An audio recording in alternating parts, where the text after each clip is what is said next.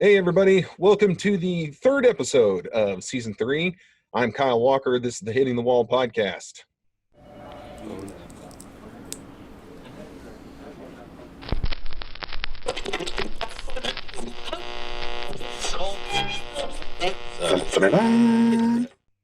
Hey, everybody. Thank you for joining me. I'm glad you are back this week. This is the third episode of the third season.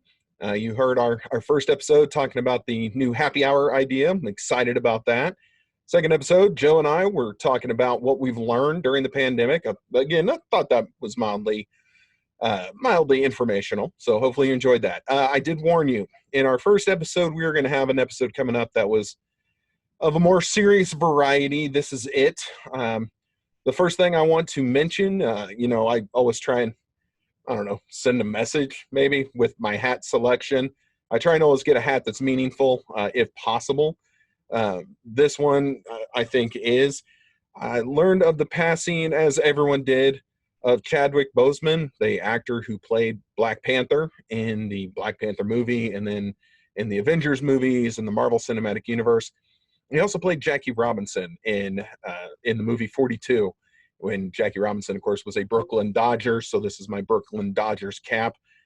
So I'm wearing this in honor of him, 43 years old, died of colon cancer, made, 3 or 4 movies while battling the disease. And nobody knew. No one knew that he was sick. And so way too young to be taken, way too talented of an actor.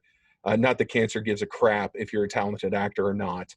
But anyway, rest in peace. It is definitely a loss in the entertainment world. The Black Panther character and his portrayal, I understand, was very inspirational to a lot of kids, especially across the Black and African American community. I've seen some wonderful tributes coming out for him, just from the little people that he inspired through his portrayal of King T'Challa. So again, it is a loss. The Black Panther movie was very well received, being the cast was entirely Black except for Martin Freeman. I think he in one of the villains. It was a Black cast, and it was very well received and very inspiring to a lot of people. So it is a loss. It is definitely a loss to a lot of people into the entertainment world. So again, my thoughts and prayers are to his family. It is an unfortunate event. And then I'm going to continue on into more unfortunate events. Now, listen, I have been, I remember a conversation I had with a person once, and they listened to the show, and apparently they said that, and I keep doing this, I use I too often. Like, it's just a me show. And of course, I try not to make it that way. The way that I podcast is I talk about my experiences and hope that they somehow relate to you. And if you share with me your experiences, then I can more directly talk to them. But this is definitely going to be more of a me episode. I'm talking through kind of my thoughts and my feelings of a current situation right now. And so I hope you will forgive me for this, but I'm being honest with you. That's how this show is going to go. I learned recently of a death by suicide of a person that I graduated high school with. To my knowledge, this is the first person lost from my class of my high school, my year, a person that I walked across the same stage on the same night as this woman.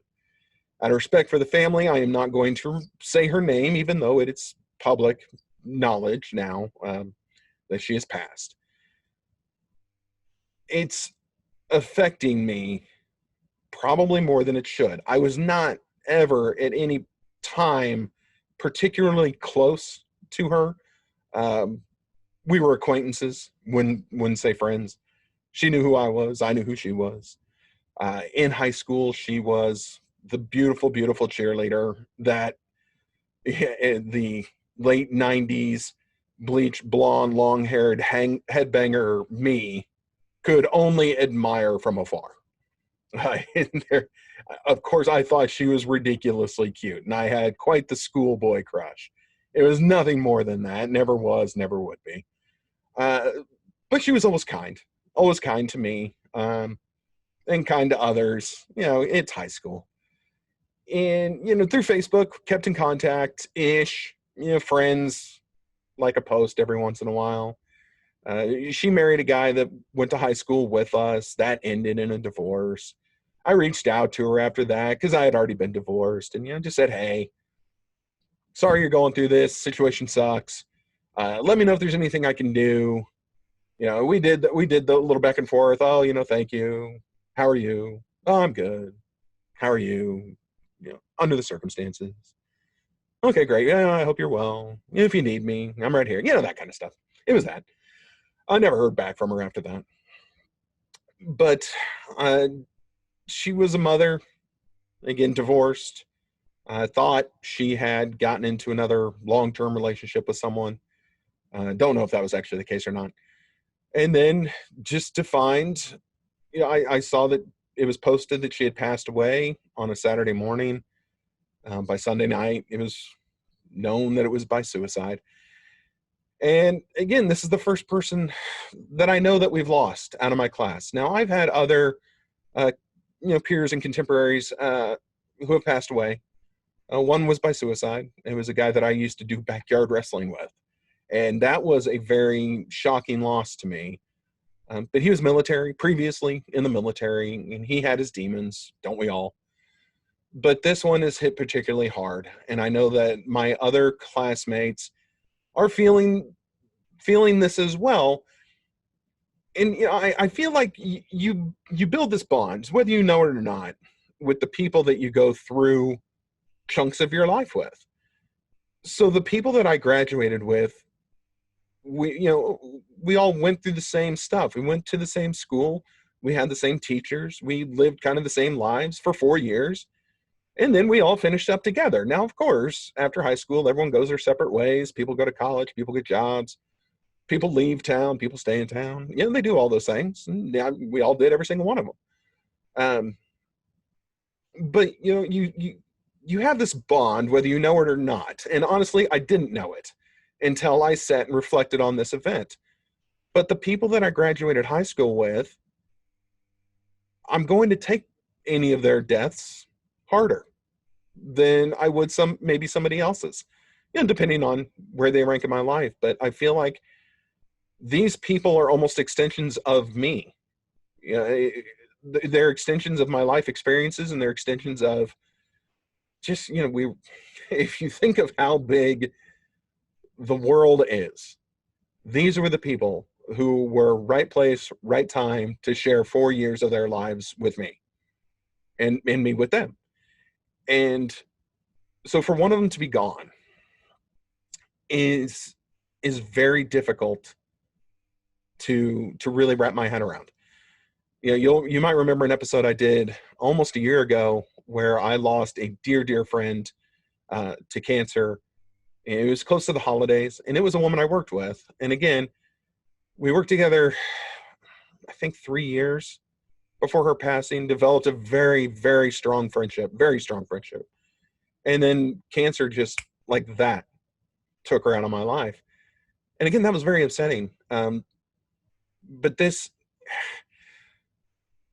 just feels different. And I'm hoping that by listening, if you're still listening to this, you kind of understand and maybe you can relate. There's just this, like I said, and I'm saying it again, there's just this bond you have with the people that you go through high school with. To the extent of, when I got older and after my divorce, I put myself through a program to get my bachelor's degree because I'd never gotten a degree after high school. And I was in a class with 9 other people. We were a very small class. And I know that if I hear that any of them, because of the experiences we went through together, if any of them pass, I'm going to take that exceptionally hard as well. And so I've done episodes before about suicide, unfortunately, and I hate it. I hate it. The first one that I ever did was the suicide rate among divorced fathers, which is insane. Divorced fathers take their lives almost more than any other class. I think military has this beat. But the fathers who have to fight court systems, very biased, very terrible court systems, they fight court systems, they're broke, they have no money, they may not get to see their kids. The rate in which single fathers commit suicide is ungodly and unacceptable. Unacceptable. That's a different episode for a different day. But as a divorced father who pays way too much and sees my kids way too little, I understand their feelings and I understand their stress and their strains, and I understand the dark times that they go through. I understand that more than I understand anything else when it comes to mental health.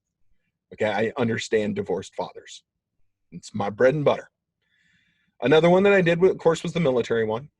Through my help, or my work with Team Fidelis, the nonprofit organization here in Kansas City that I helped found. It is, one of our taglines has been to fight the epidemic of veteran suicide. Veteran suicide, as we know, at one point in time, the touted number is 22 a day. Thankfully, that is not the case anymore, although I know that's the sexy number they like to use. 22, it's just easy to throw out there. But thanks to Team Fidelis and to other organizations tackling the same problem, that number has actually decreased. The last report was it's around either 20 or under per day, and that's good. That's excellent news. So that means good things are happening there. But I did an episode on veteran suicide because I have had veteran suicide absolutely affect my life when I lost a friend to it. And then as we kind of knew, you knew it was going to happen, that working with veterans and working with veterans going through issues and having mental health crisis, it's only a matter of time until you lose one. And we absolutely have lost a person who was very, very close to us. Okay. So I've been touched there. And then now I've been touched with a peer, with a person that I went through school with, who I've known. And I graduated over 20 years ago now. So I've known her because we met as freshmen. I knew her for 24 years. It's a long time. And whether or not you talk every day or you like each other's crap on Facebook, it's still someone you know. It's a life that you've touched and that has touched yours. And so you're allowed to take that loss hard. And that's another thing that's just, there's the specter around suicide. And it's like, if somebody dies by suicide, it's like you're not allowed to mourn their loss the way you would someone who died from cancer or died in a car accident or was shot in the chest for wearing a Trump hat. Sorry, different episode for a different day. But you can take, I'm here to tell you that you can take the loss of someone just as hard, even if they have died by suicide. Death is death. How it happens is separate conversations. When you lose someone, like we lost her, like the little kids lost Black Panther, and honestly, right now, George Thompson, I think Jr. from Georgetown, the historic Black coach, just passed away. All his players are allowed to mourn his loss however they see fit. Another thing that this coronavirus has done in the isolation that it's caused to all of us, you guys know that the calls to mental health crisis lines are up 400% right now. 400%. It's not 4%. It's not 40. It is 400%. People are struggling right now. Times are bad. Okay? People are hurting. We just lost someone. I don't know why, but I know she's gone. I know that during this time, you can probably come up with a lot of reasons why that's the case. The pandemic is not this disease. The pandemic is not COVID-19. The real pandemic is our own mental health right now, because it's killing more people than coronavirus. Okay, now dipping my toe into the current events right now, the CDC just very quietly came out, very quietly. Okay, this isn't Fox News. This isn't the Trump administration. This isn't Joe Biden's team. It's not anyone who stands to benefit or detract from what the Rona does. This is the CDC, the Center for Disease Control, came out and said that their numbers have been inaccurate.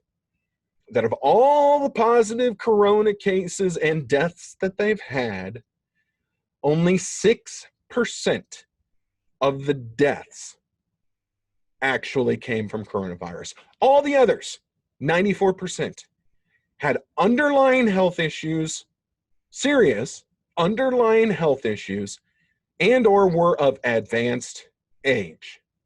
The coronavirus is not the pandemic or plandemic, if you want to get on the conspiracy bus. If you want to get on that bus, I might sit next to you.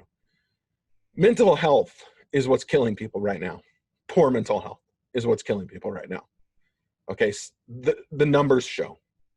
And let's be real honest here. I know that I'm one of them. I love staying home. I love working from home. I don't want to drive to my office every day. I don't want to sit in a cube. I don't want to sit under the fluorescent lights. I don't want to feel my soul die as I sit on my ass, typing numbers into a computer that ultimately mean nothing except for a company's bottom line. Okay, I'd rather sit at home and do that. Where at least if I need to go start a load of laundry, I can. But that's me, and that's a luxury I have. A lot of people don't have that luxury. There are people who have to go to work, and they have to go to work every day, and they have to wear a mask, which, look, take all your jokes and shove them up your ass. I really don't care what you do. Whether you are 100% for or 100% against masks, they suck. Okay? You might think that they're a necessary evil, and that's fine. Please think as you will. But you can't sit there and say, oh, it's fine. It's all fine. Just wear the mask. No big deal. No, if you're working 8 hours a day wearing the damn thing, it's going to suck. You're going to dislike it. And you're allowed to dislike it. And you're allowed to say that I don't want to go to work every day and wear a mask. But they have to. But that takes a toll. That takes a toll on your mental health. If I, 2 open heart surgeries, had to go to work every day and wear a mask, which obstructs breathing, in some capacity, oh, a doctor ran 22 miles in his mask and he was fine. Yeah, great for him. He's in better shape than I am. I'll guarantee you. Okay, but if I, 2 open heart surgeries, had to have obstructed breathing for over 8 hours a day while doing probably manual labor, even if it's sacking groceries, I'm not going to be the happiest camper. I promise. I'm not going to be thrilled about it. It is going to wear on my mental health. That is where the problems come from. That's tip of the iceberg of the problems. What are some other problems that could come? And I said this earlier. What if you're stuck at home and you can't go out? And let's say you're stuck at home with an abusive spouse. Okay, that's going to wear on your mental health, isn't it? You're stuck at home with a dude who's getting drunk every night and kicking your ass. Yeah, my mental health would be strained as well. You're at home with your wife who's verbally abusive. You're at home with your spouse who hates your kids. Maybe it's not their kids. Maybe it's just your kids. Maybe it's a step-parent situation. Not saying all step-parents are bad, but I'm not a huge step-parent fan for reasons. You don't think all of that wears on mental health. It does. It does. And that's why calls to the mental health line are up 400%. It's going to take a while, but you know that the suicide rates have gone up. We know that they have. And what are we doing? What are we doing about this? Like, for serious, what are we doing about this? Okay, I want you to take a look at yourself. All right, take a look at yourself. Get up and look in a damn mirror if you have to. Or what I think would be best, pull up your Facebook page. And I want you to start looking at the shit you're posting. Are you posting everything is awful and we all suck? Are you posting white people are terrible and the country is nothing but racist and awful? Are you so anti-Trump that you just can't see past November 3rd? Are you so pro-Trump you can't see past November 3rd? Are you browbeating the shit out of people who might think differently than you? Heaven forbid someone have a different opinion. We all do. Everyone has their own opinion, and they might be like assholes. Everyone might have one, and they might all stink, but it doesn't make yours right. It is simply your opinion, and you need to shut the hell up and let people have theirs. This show, 100% my opinion. If you don't like it, don't watch. And a lot of you don't. The numbers reflect. But seriously, look at what you're doing to help with other people's mental health. If you're on there every day, if you're getting in the Facebook arguments, and if you're ragging on people, and if you're telling people they're stupid, if you're calling them idiots because of what they think about a mask, if you're ragging on their political decisions, if you're busting their balls for eating at a restaurant, maybe part of this problem is you. Could be. It's a thought. Maybe part of the problem is me. Could be. It's a thought. I've worked really hard during this pandemic to not get on people, but trust me, people are wearing my nerves, my every last nerve. People are wearing my ass out. I can't drive around anymore without somebody pissing me off because my patience is gone. My patience with everyone, with the drivers, with the news, with social media. If I didn't do this show, I probably would have shut my Facebook page down. I know friends who have because they just can't take the negativity anymore. And I understand. I'm in the same boat. I can't take the negativity anymore. And I realize this episode hasn't exactly been uplifting, but it is time to say the things that need to be said. The things that need to be said is right now we are all a bunch of jerks. All of us. All the social media fighting that we're all doing, we're being jerks. Why don't we take a little time and maybe start trying to build some people up? Why don't you take some time, instead of posting, instead of responding to a post and dragging someone through the dirt, why don't you pull up Facebook Instant Messenger, find that friend you haven't heard from in a few weeks, and make sure they're okay. I just did that last week. I spent Friday sending messages out to people I hadn't heard from for a while. You all right? You good? On Saturday, I went over and had a beer on my buddy's porch, socially distant, because I hadn't talked to him for a while. We sat there and drank a couple beers. He was on one side of the porch, I was on the other side of the porch. That's fine. So maybe instead of getting in the social media argument, maybe instead of putting up that meme that completely blasts the people who think differently than you, grab your phone, scroll through your contacts, open up Facebook IM, and check on people. All right? The military calls it a buddy check. Why don't you start buddy checking people instead of body checking people the way that you have been? Don't worry. Guilty. I'm not mad at you. I'm just saying. And I'm saying it slow, and I'm saying it emphatically because this bullshit needs to stop. Just lost someone. I don't know why. I have ideas. This society right now, isn't healthy. Not healthy for anybody. It's not healthy for anybody's mental state. And the fact that there's now 3 girls without a mother. I mean, what else can you say? There's 3 little girls now don't have a mother. Don't know why, but she's gone. That's where it is. So why don't we start checking ourselves? Check yourself. Make sure you're not the negative influence every day that is just grinding on people, that is forcing people into bad decisions. All right? Everyone's mental health is frayed right now. So why the hell are you piling on? You shouldn't. So stop. That's today's show. That's the message. That's where I'm ending it right now. Don't be the problem. Be the solution. If you can't say something nice, shut up. I'll see you next time.